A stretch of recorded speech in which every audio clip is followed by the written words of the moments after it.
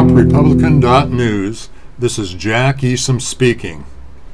Well, today I thought I'd start out something a little kind of common that we do here. I went over to the website for this channel, Trump Republican News. Trump Republican News. It's the website, so you have to go on the internet, Trump Republican News.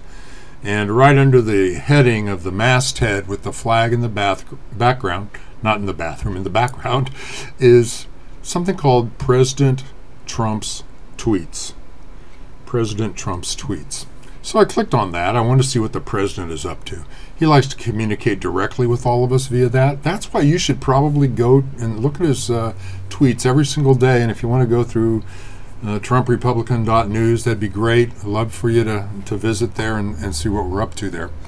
But one of the things when I started looking at it, there's still a little bit of things going around in the media regarding the immigration meeting the president had last week, where Senator Dicky Durbin totally misrepresented what was said at the DACA meeting. This is President Trump's tweet. And deals can't be made when there is no trust. Durbin blew DACA and is hurting our military. Well, you know, he referred to him as Dicky Durbin. And the cesspool comments that apparently were not made. I mean, in a picture, you can probably put in your mind something was said along, that represented that. But no, everyone is saying that was at the meeting, other than Dicky Durbin, that that's not what was said. So it's a bit of a fake news kind of thing going along with the senator from Illinois out of Chicago.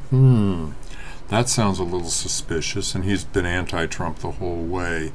So that makes sense to me, and he's trying to put pressure, make Trump look bad, and all that kind of stuff. The next tweet I saw was from Donald Trump, and his comment is, "We must have security at our very dangerous southern border, and we must have a great wall to help protect us and to help stop the massive inflow of drugs pouring into our country." Yeah, that's very valid what the president is saying. Security down at the border, and I live on a border state, so I know, and I see all the kinds of different folks that come across. It's a very dangerous southern border. I, over the years, have known people that came here illegally, and a few of the coyotes, as they call them, that bring people in even. And they don't do that anymore, the guys I know. They stopped doing that a number of years ago because it's very, very dangerous to bring anybody in. And if they get observed by any drug cartel or something, it's horrendous what happens to the men and the women, and a lot of them just wind up dead or enslaved into the drug trade based on what the cartel wants them to do. And having a wall down there, and I noticed he called it a great wall to help protect us. Well, when he uses the term Great Wall, that makes me think of the Great Wall of China.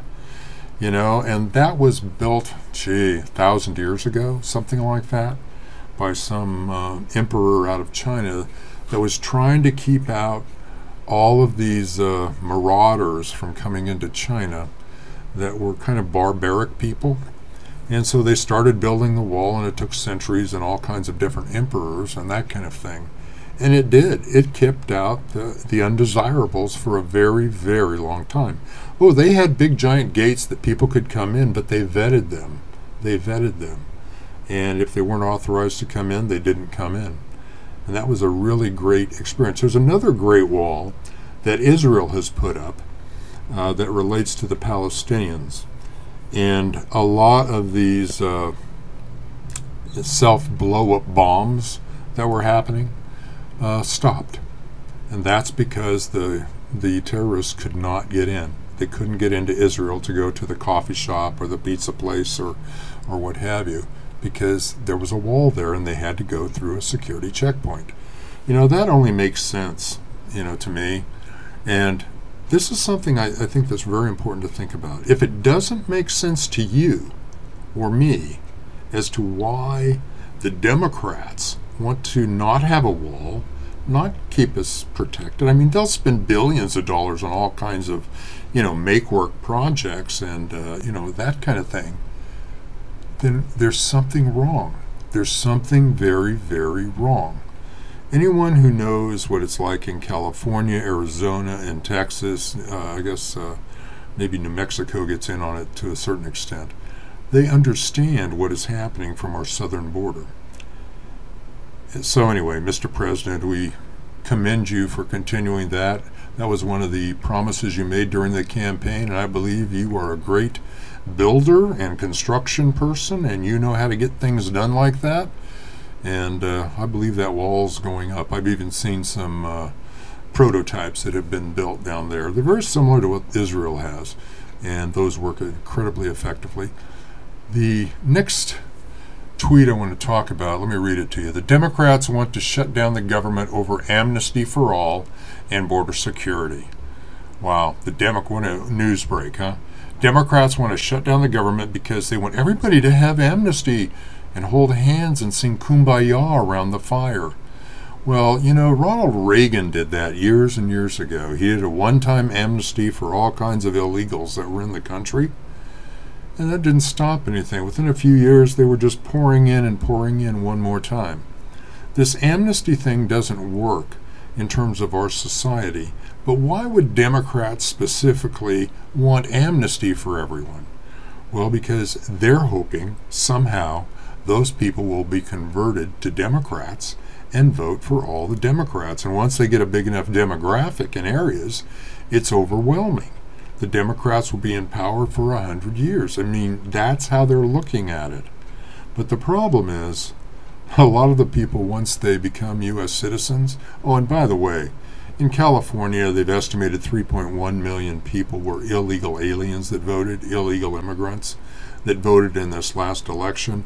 I personally don't know, how that could be that high a number, but I do know at the DMV, if you get a license, and all illegals are able to get a license here in California because of insurance issues, when you go and do the Department of Motor Vehicle, driver's license exam, you just check a box if you want to register to vote. And no one questions whether you're a U.S. citizen, which is really ridiculous in terms of that. And so I'm sure a number of people that were not properly authorized to vote in the last election certainly did. In fact, President Obama at the time encouraged them to vote. They're a part of our society, that's what he said, even though they're not citizens. Well, kind of gets your craw, doesn't it? But here's kind of the other side of that. There may be a number of organizations that are taking those names and using it to, file a vote on that person's name because they're registered. It could be early ballot voting or something like that. But there's a lot of opportunity for election fraud and voter fraud in the state of California and across this country. I know from reports from Pennsylvania, Texas, New Jersey.